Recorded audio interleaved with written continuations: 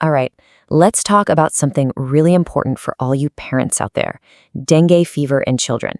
This is an illness that can be super deceptive, and really, understanding its twists and turns is absolutely key. So let's just dive right in. You know the drill. We've all been there, right? Your child is burning up, they feel awful, and your first thought is just, okay, manage the fever. But with dengue, that fever, it's really just the opening act. The real question is, what happens after? And this, right here, is the single most important thing I want you to take away from this. Just when you're breathing a sigh of relief, thinking they're getting better because their temperature is finally going down, that's when they could be entering the most critical part of the illness. It's totally counterintuitive, and it catches so many parents by surprise. So why? Why does the danger suddenly ramp up right when the fever goes away? Well, to get that, we have to start at the very beginning, with the tiny creature that causes all this trouble. So dengue is a viral infection, and you get it from the bite of a specific mosquito, the Aedes aegypti. And here's a detail you might not know. This mosquito is a daytime biter. It's most active in the early morning and again in the late afternoon. You know, exactly when our kids are usually outside playing. Now, the virus itself is, well, it's pretty tricky. See, there are 4 different types, or serotypes. If your child gets one type, they're immune for life, but only to that specific one. And this is the real kicker. If they later get infected with a different type, their body's immune system can actually overreact and make the illness much, much worse. It's why a child can get dengue more than once, and the second time around can be way more dangerous. The good news, if you can call it that, is that the illness follows a pretty clear playbook. Doctors break it down into 3 distinct phases.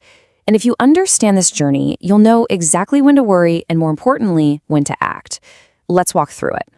So think of it like a 10-day journey, more or less. It all starts with the febrile phase, that's the fever part. Then comes the one we've been talking about, the critical phase. This is the danger zone. And finally, with the right care, you get to the recovery phase. Let's break down what each one looks and feels like. The first couple of days are what most of us picture when we think of dengue.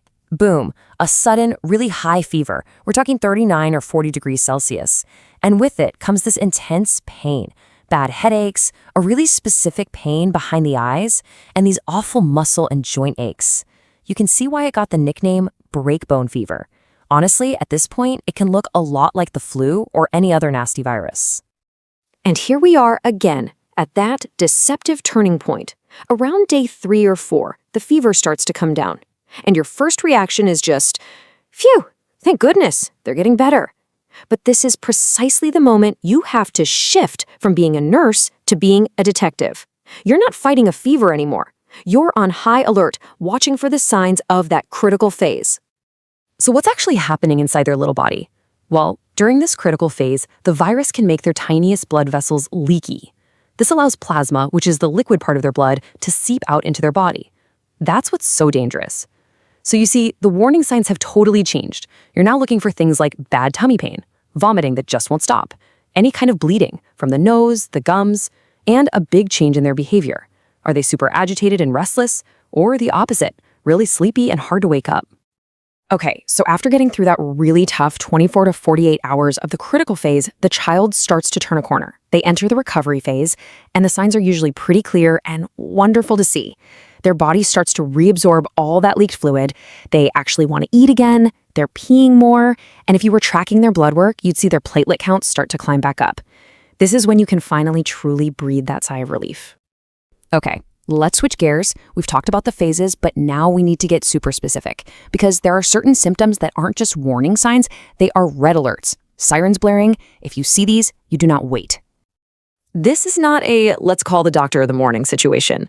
These symptoms are a huge red flag that your child might be heading into severe dengue, or what's called dengue shock syndrome. And that requires a doctor right now.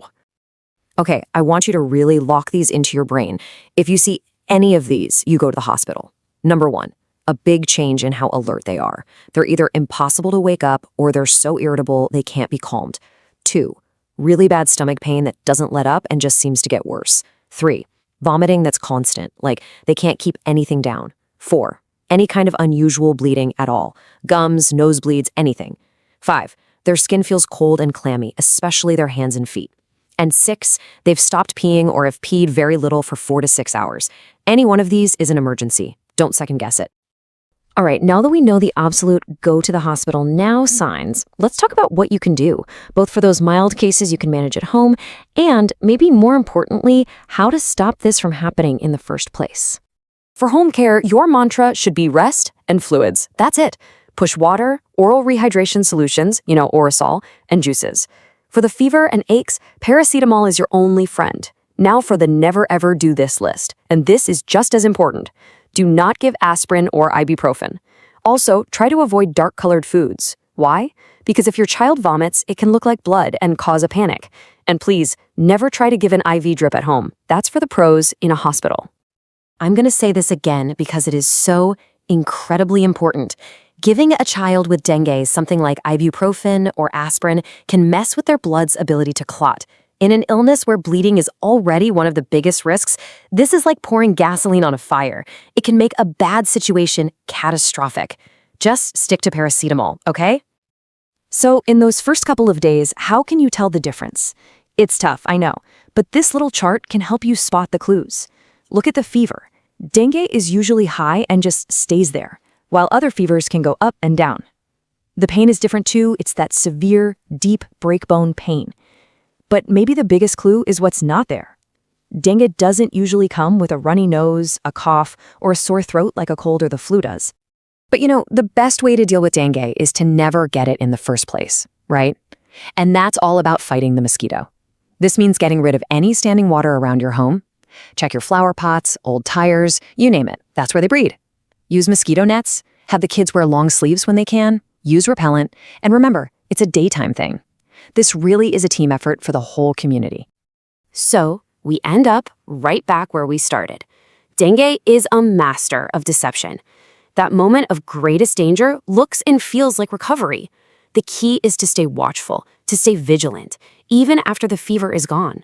Knowing these warning signs doesn't just make you a well-informed parent. It makes you a prepared one, ready to act fast when it truly matters most. Health is the most precious gift. If this video helped you or someone you love, please like, subscribe, and share so more families can stay safe and healthy.